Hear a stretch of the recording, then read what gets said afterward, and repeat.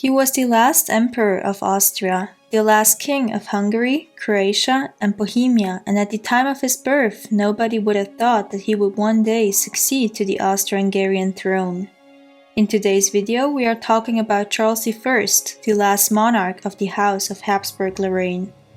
Charles succeeded his grand-uncle Franz Joseph I after his long reign of 67 years.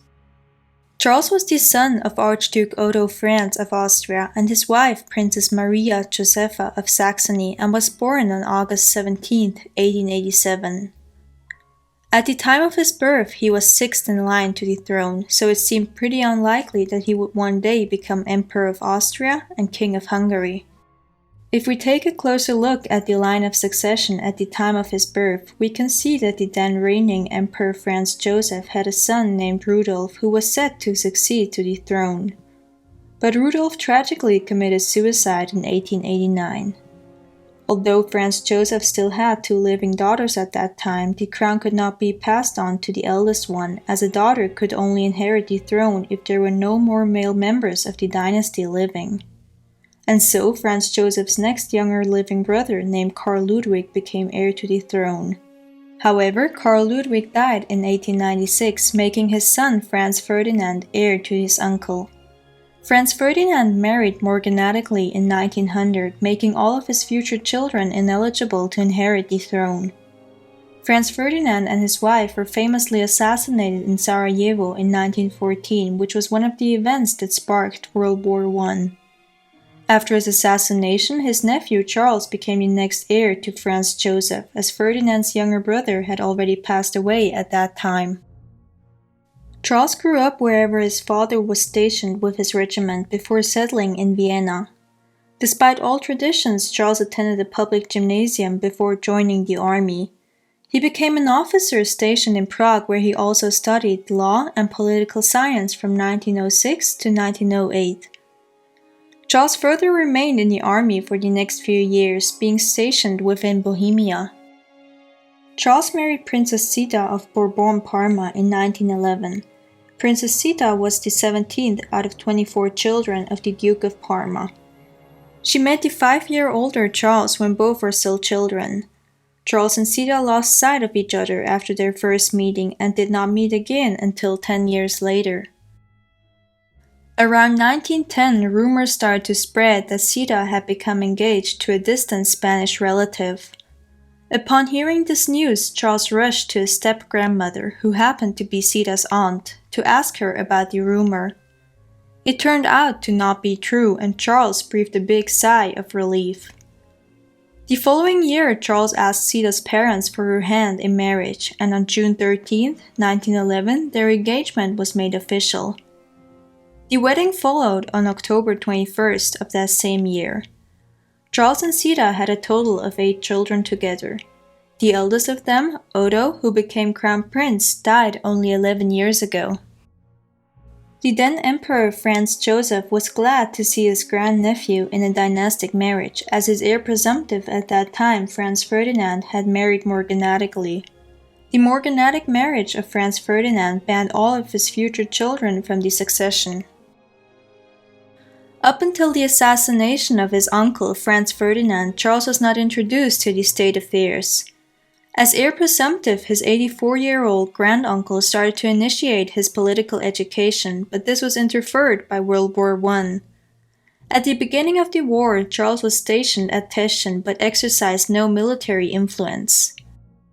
Later he became a field marshal, and in 1916 he was granted command of the 20th Corps. Charles, who was described as affable and friendly, was in charge of the offensive of Italy. After this, he was moved to the Eastern Front and took over command over the army responsible for operating against the Russians and Romanians. Coming closer to the end of the First World War, the empire was on the verge of collapse, and Charles faced rising tension between the different ethnic groups. US President Woodrow Wilson issued his 14-point statement that demanded autonomy for his people. Charles responded with an agreement reconvening the imperial parliament and allowing the creation of a confederation with each national group governing on their own. But that was not enough for the groups, which demanded full autonomy as separate nations. After the new foreign minister István Burian demanded an armistice based on the 14 Points Plan, Charles issued a proclamation giving Poland its full independence. The remaining Austrian land was transformed into a federal union composed of 4 parts: German, Czech, South Slav, and Ukrainian. Each of the 4 parts would be governed by a federal council. The U.S. Secretary of State Robert Lansing replied to the proclamation that the Allies were committed to the political independence of the 4 federal unions. On the day the First World War was declared over, Charles issued a carefully written proclamation giving the Austrian people the right to determine the form of state. He was very specific with the wording in his proclamation of November 11, 1918, and never used the word abdicate, as he secretly hoped that the Austrian people would want to keep him on the throne. On that same day, the imperial family left Schönbrunn Palace and moved to Castle Eckartsau. A day later, the Republic of German Austria was proclaimed. At Castle Eckartsau, Charles issued a second proclamation, which is known as the Proclamation of November 13, 1918, in which he declared the similar rights for the people of Hungary. From then on followed a time of uncertainty. Privately, Charles still saw himself as the rightful emperor and empathized that he never abdicated. Zita's brother, Prince Sixtus, met with King George V, asking for help to get his sister's family out of the country. George was moved by the request, as only months earlier his close relatives in Russia had been executed. George promised Sixtus to do everything that was necessary immediately. The imperial family managed to board a train to Switzerland organized by the British Army. British soldiers escorted the family on their whole way out of the country.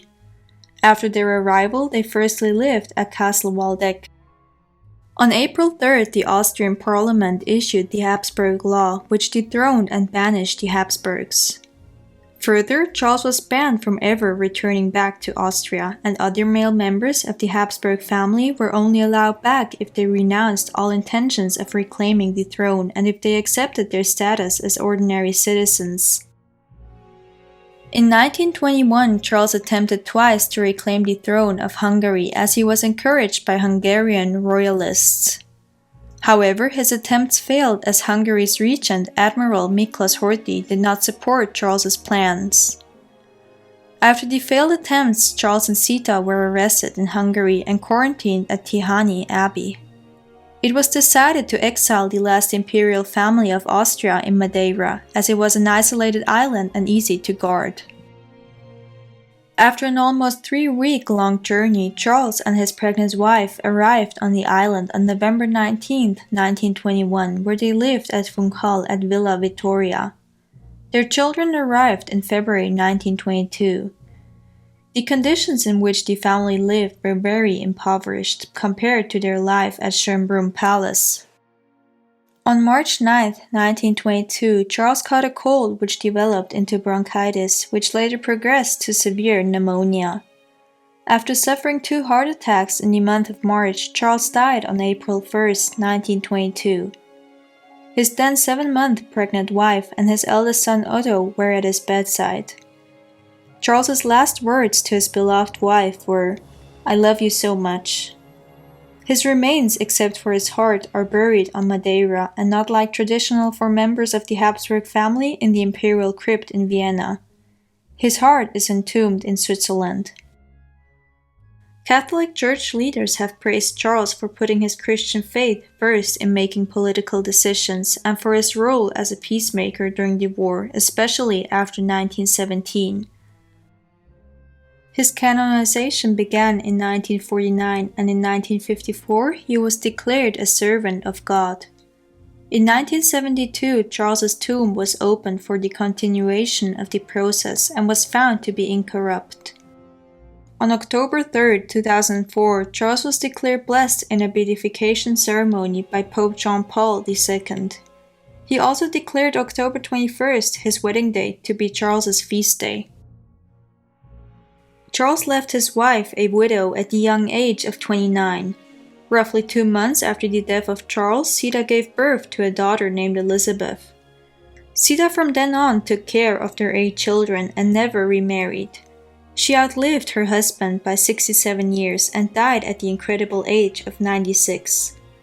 The last Empress of Austria and her life will be the topic of next week's video.